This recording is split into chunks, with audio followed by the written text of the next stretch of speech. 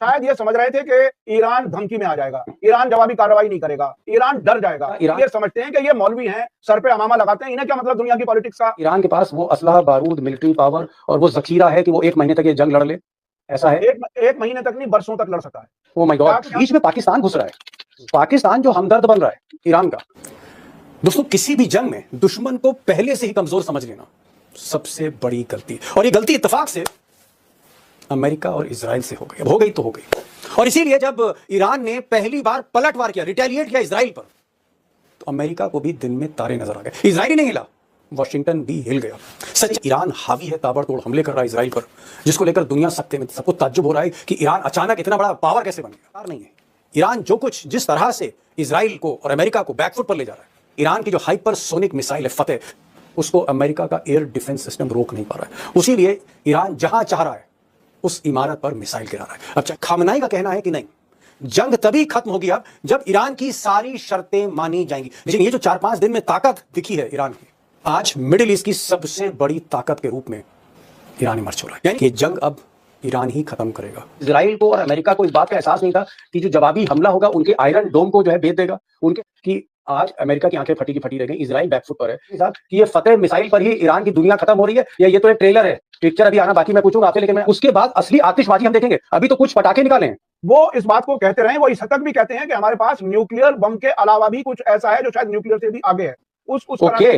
बीच में पाकिस्तान घुस रहा है, पाकिस्तान जो हमदर्द बन रहा है ईरान का, पाकिस्तान को क्या दूर किया जा सकता है? पाकिस्तान इमीडिएट पड़ोसी है उनका, और कल्चरली भी नजदीक है, और भारत को ट्रस्ट गेन करना पड़ेगा ईरान का। क्या ये बात सही नहीं है कि अमेरिका के कहने से भारत ने India, Pakistan, Iran gas pipeline से हाथ खींचा? क्या ये बात सही नहीं है कि चाबहार में भी उस स्पीड से भारत काम नहीं कर रहा जिस ईरान को इस बात की शिकायत है? क्या ये बात सही नहीं है कि हम अमेरिका के कहने पर हम तेल भी बंद कर देते हैं? हम ज़हनी तौर पर अगर गुलाम हो जाएंगे, तो अभी देखा कि भारत के लोग अमेरिका से आते हैं गाड़ियों में। दोस्तों, किसी भी जंग में दुश्मन को पहले से ही कमजोर समझ लेना सबसे बड़ी गलती, और ये गलती इत्तेफाक से अमेरिका और इजराइल से हो गई। अब हो गई तो हो गई, और इसीलिए जब ईरान ने पहली बार पलटवार किया, रिटेलिएट किया इजराइल पर, तो अमेरिका को भी दिन में तारे नजर आ गए। इजराइल नहीं हिला, वॉशिंगटन भी हिल गया।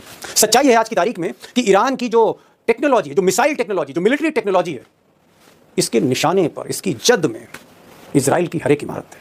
और कहने वाले कह रहे हैं कि ईरान की जो हाइपरसोनिक मिसाइल है वो इजराइल के प्रधानमंत्री नेतन्याहू के घर के करीब तक पहुंच गई है। यह अलग बात है कि अमेरिकी मीडिया ने इस बड़ी खबर को दबा दिया। अब दोस्तों, जिस तरह से ईरान हावी है, ताबड़तोड़ हमले कर रहा है इजराइल पर, जिसको लेकर दुनिया सख्ते में, सबको ताज्जुब हो रहा है कि ईरान अचानक इतना बड़ा पावर कैसे बन गया। दरअसल ये कोई चमत्कार नहीं है। ईरान जो कुछ जिस तरह से इजराइल को और अमेरिका को बैकफुट पर ले जा रहा है, ये कोई सरप्राइज नहीं है, बल्कि 20-25 वर्षों से ईरान लगातार मिलिट्री और मिसाइल टेक्नोलॉजी पर रिसर्च कर रहा है। और उसका जो रिसर्च और डेवलपमेंट है, आप कह सकते हैं कि वो चाइना, रशिया, फ्रांस और अमेरिका के बिल्कुल करीब है। और इस कड़ी में ईरान की जो हाइपरसोनिक मिसाइल है फतेह, जो साउंड की, ध्वनि की स्पीड से 5 गुना 10 गुना ज्यादा है उसकी रफ्तार, उसको अमेरिका का एयर डिफेंस सिस्टम रोक नहीं पा रहा है, उसको इजराइल का एयर डोम रोक नहीं पा रहा है। और इसीलिए ईरान जहां चाह रहा है उस इमारत पर मिसाइल गिरा रहा है। अब चाहे वो मोसाद का दफ्तर हो या फिर डिफेंस का हेडक्वार्टर हो, यहां तक कि अमेरिका की एम्बेसी है, वहां तक भी मिसाइल ईरान की हमला कर रही है। अब दोस्तों, क्योंकि ट्रंप साहब मूलतः जो है वो एक बिजनेसमैन है, वो एक व्यापारी है, इसलिए ईरान की जो ताकत देखकर वो चाहते हैं कि कंप्रोमाइज हो जाए। इसीलिए उन्होंने कल भी स्टेटमेंट दिया था और आज भी इस बात को दोहराया है कि अगर ईरान युद्ध विराम करता है तो कई बातें ईरान की मानी जा सकती हैं। ये ट्रंप साहब का ऑफर है, बिजनेसमैन ट्रंप का ऑफर है। उधर ईरान का कहना है, जो ईरान के सर्वोच्च नेता हैं खामनेई साहब, खामनेई का कहना है कि नहीं, जंग तभी खत्म होगी अब जब ईरान की सारी शर्तें मानी जाएंगी, जितने भी टर्म्स एंड कंडीशंस हैं वो अब ईरान डिक्टेट करेगा। ये ईरान का वर्जन है। अब आप कह सकते हैं कि इसका मतलब यही है कि फिलहाल इस जंग में ईरान झुकने को तैयार नहीं है, क्योंकि 25-30 सालों से इस जंग की वो तैयारी कर रहा था। होमवर्क ठीक था ईरान का। अब दोस्तों, जिस तरह से जवाबी कार्रवाई चल रही है, ईरान हाइपरसोनिक मिसाइल दाग रहा है, उधर इजराइल भी मोसाद के जरिए बहुत ही स्पेसिफिक टारगेट्स पर स्ट्राइक कर रहा है तेहरान में। अब ये जंग किस मोड़ पर जाती है? क्या ये युद्ध महायुद्ध में तब्दील हो जाता है और कहीं ना कहीं अमेरिका, फ्रांस और ब्रिटेन इजराइल के पीछे खड़े हो जाते हैं? क्या ये युद्ध तीसरे विश्व युद्ध की तरफ मुड़ जाएगा? ये तो मैं आगे बताऊंगा, लेकिन अभी तक जो 4-5 दिन का युद्ध हमने देखा है, 4-5 दिन का, उससे तीन बातें ईरान ने साबित की हैं। दुनिया को 3 बड़े मैसेज ईरान ने पहली बार दिए। नंबर 1 चीज, for the first time Iran ने यह साबित किया है कि उसकी जो मिलिट्री टेक्नोलॉजी है, खासकर हाइपरसोनिक मिसाइल, वो टेक्नोलॉजी अमेरिका, रशिया और चाइना, अगर इससे ज्यादा नहीं है तो कम भी नहीं, यानी कहीं ना कहीं ईरान अमेरिका, रशिया और चाइना के लीग में खड़ा है मिलिट्री सुपर पावर की, जहां तक बात है, अपनी मिसाइल टेक्नोलॉजी के दम पे। पॉइंट नंबर 2, अभी तक ईरान की घेराबंदी सभी करते थे, अमेरिका भी, इजराइल भी, उधर कभी कभी सऊदी अरब भी, और भी बहुत सी बादशाह थी जो ईरान की घेराबंदी करती थी। लेकिन ये जो 4-5 दिन में ताकत दिखी है ईरान की, ईरान आज की तारीख में सऊदी अरब हो या फिर यूरोप के मुहाने पर टर्की हो या बाकी मुल्क हो, इस्लामिक कंट्रीज हो, आज मिडिल ईस्ट की सबसे बड़ी ताकत के रूप में ईरान इमर्ज हो रहा है। यानी कहीं ना कहीं ईरान ने अपनी सुप्रीमेसी साबित कर दी है और आने वाले दिनों में पूरे मिडिल ईस्ट में जो वर्ल्ड ऑर्डर है उसको तय अब ईरान करने जा रहा है। पॉइंट नंबर 3 ये है कि जंग भले ही इजराइल ने शुरू की हो, अमेरिका की शय पर शुरू की हो, सच्चाई है कि जंग अब ईरान ही खत्म करेगा। ये भी एक संदेश ईरान ने देने की कोशिश की है। अब दोस्तों 2 बड़े सवाल हैं और बड़े बुनियादी सवाल है। नंबर 1 सवाल ये है कि क्या डोनाल्ड ट्रंप, क्या अमेरिका ये जो ईरान और इजराइल का कन्फ्लिक्ट है इसको रोक पाएगा? जैसे भारत और पाकिस्तान के बीच में हस्तक्षेप किया, कथित हस्तक्षेप किया ट्रंप ने, क्या इस तरह का कोई हस्तक्षेप, क्या इस तरह का कोई ट्रूस, कोई कंप्रोमाइज आज की तारीख में ट्रंप कर पाएंगे या नहीं कर पाएंगे? वो पिछले कई दिनों से रिक्वेस्ट कर रहे हैं, ऑफर भेज रहे हैं। क्या ट्रंप की हैसियत है कि वो ईरान और इजराइल के बीच में समझौता करा दे? ये बड़ा सवाल है अमेरिका को लेकर। और दूसरा सवाल है जो इसी से कनेक्टेड है कि ईरान के पास गोला बारूद का, मिसाइल्स का, हाइपरसोनिक मिसाइल्स का कितना बड़ा जखीरा है? क्या 2000 मिसाइलें हैं, 5000 मिसाइलें हैं, या 10,000 से ज़्यादा मिसाइलें, या मिसाइलें उसकी फैक्ट्रीज में बन रही हैं और फैक्ट्री जो है वो ईरान के हाथ में है, आत्मनिर्भर ईरान मिसाइल के मामले में। तो ये जो जखीरा है ये कितने दिन का है? इसका मतलब ईरान कितने दिन तक इजराइल से लड़ सकता है? और अगर अमेरिका इस जंग में शामिल होता है तो भी क्या ईरान लड़ेगा और महीनों तक लड़ पाएगा? Big question.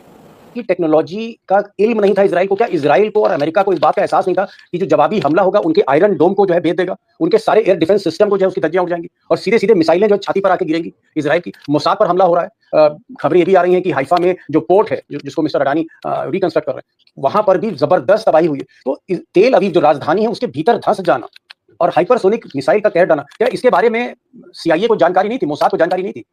मुझे ऐसा लगता है उन्हें इल्म तो था, लेकिन शायद ये समझ रहे थे कि ईरान धमकी में आ जाएगा, ईरान जवाबी कार्रवाई नहीं करेगा, ईरान डर जाएगा। वो उनका कैलकुलेशन जो है वो गलत साबित हुआ और जिस तरह से जवाबी कार्रवाई हुई, देखिए ताज्जुब की करने की बात है, शायद दुनिया का कोई मुल्क कर सके एक ही दिन में उनका IRGC का सरबराह भी मारा जाता है, फौज का सरबराह भी मारा जाता है, उसी दिन शाम होते होते नए ओहदेदारों को अपॉइंट कर दिया जाता है लीडर के जरिए, और रात में जवाबी हमला हो जाता है। यानी इतनी तेजी से रीग्रुप करना, रीऑर्गेनाइज करना अपने पूरे डिफेंस सिस्टम को, ये दुनिया शायद नहीं समझ रही थी। असल में सबसे बड़ी गलती जो ईरान के बारे में वेस्टर्न जिम्मेदारों की है, वो ये समझते हैं कि ये मौलवी हैं, सर पे अमामा लगाते हैं, इन्हें क्या मतलब दुनिया की पॉलिटिक्स का? ये इतनी मजबूती से चल रहे हैं कि तमाम पाबंदियों के बावजूद इतनी तरक्की कर रहे हैं। अगर मैं ये कहूं कि भारत से लेकर के ईस्टर्न यूरोप तक किसी मुल्क की डिफेंस इंडस्ट्री ने इतनी और भी तरक्कियां की हैं, डिफेंस इंडस्ट्री ने जितनी तरक्की ईरान ने की है, इसके बराबर कोई और मुल्क नहीं है जो इंडिजिनस अपना सब कुछ बना रहा है। तो ये बड़ी बात काज़मी साहब ने कहा कि हम हिंदुस्तान डिफेंस कॉरिडोर की बात कर रहे थे, आत्मनिर्भर होने की बात कर रहे थे। हम 25 साल से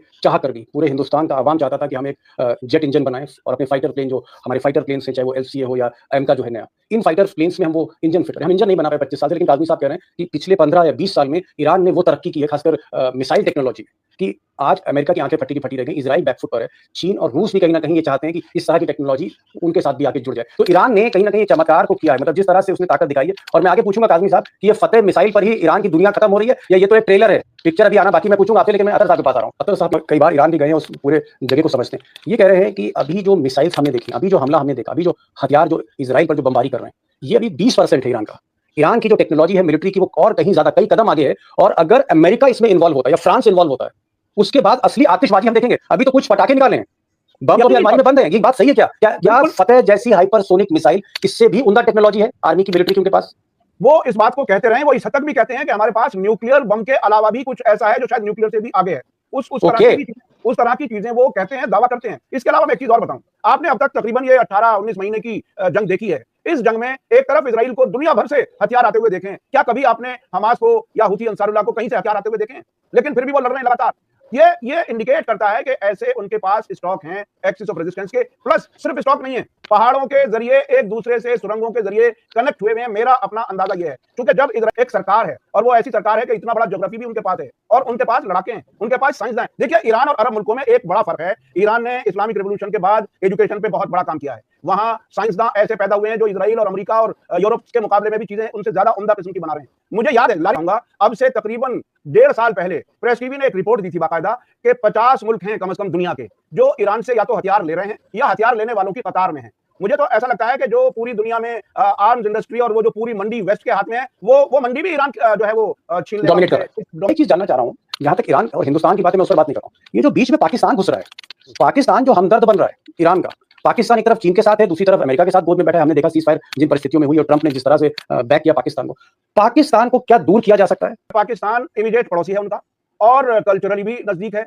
और पाकिस्तान खुद एक तरह से विदेशी पैसे से चलती हुई इकोनॉमी है, तो वो तो सहारा चाहते हैं कि ईरान से हमारे ताल्लुकात ठीक रहे, वो एक अलग एक चीज। भारत और ईरान के ताल्लुकात बहुत अच्छे थे, रहे और ईरान चाहता है ताल्लुकात अच्छे रखने। कल्चरली भी उनके यहाँ से इनकलाब के बाद में स्टूडेंट्स वो लोग प्रायोरिटी देते थे कि भारत में पहुंचे ताकि जो कल्चरल डिफरेंस है यूरोप और ईरान का वो ना हो, और अपने कल्चरली नजदीक मुल्क भारत को मानते थे। लेकिन भारत को ट्रस्ट गेन करना पड़ेगा ईरान का। क्या ये बात सही नहीं है कि अमेरिका के कहने से भारत ने India, Pakistan, Iran gas pipeline से हाथ खींचा? क्या ये बात सही नहीं है कि चाबहार में भी उस स्पीड से भारत काम नहीं कर रहा जिस स्पीड से करनी चाहिए थी एग्रीमेंट के तौर पर? ईरान को इस बात की शिकायत है। चाइना, जापान वगैरह अपने काम काफी तेजी से कर रहे हैं। क्या ये बात सही नहीं है कि हम अमेरिका के कहने पर हम तेल भी बंद कर देते हैं? हमारा भारत इतना बड़ा मुल्क है, हमें अपना सेल्फ एस्टीम, सेल्फ रिस्पेक्ट और अपनी हैसियत हमें मालूम होनी चाहिए। हम ज़हनी तौर पर अगर गुलाम हो जाएंगे तो अपना असर्टिवनेस दिखाना चाहिए। और छोटे छोटे मुल्क, हमने अभी देखा कि भारत के लोग अमेरिका से आते हैं कड़ियों में, बेड़ियों में। कोलंबिया का प्रेसिडेंट कहता है कि मैं अपना जहाज भेजूंगा, ये हमें बेइज्जत करने का काम ना करें। हमारे अंदर वो सेल्फ रिस्पेक्ट, सेल्फ एस्टीम और अपने फैसले खुद करने का अगर रवैया बने और ईरान का भरोसा जीते तो यकीन जानिए ईरान भारत के बहुत नजदीक आना चाहता है। जी हाँ दोस्तों, अगर आप भारतीय मीडिया का रिएक्शन देखना और सुनना पसंद करते हैं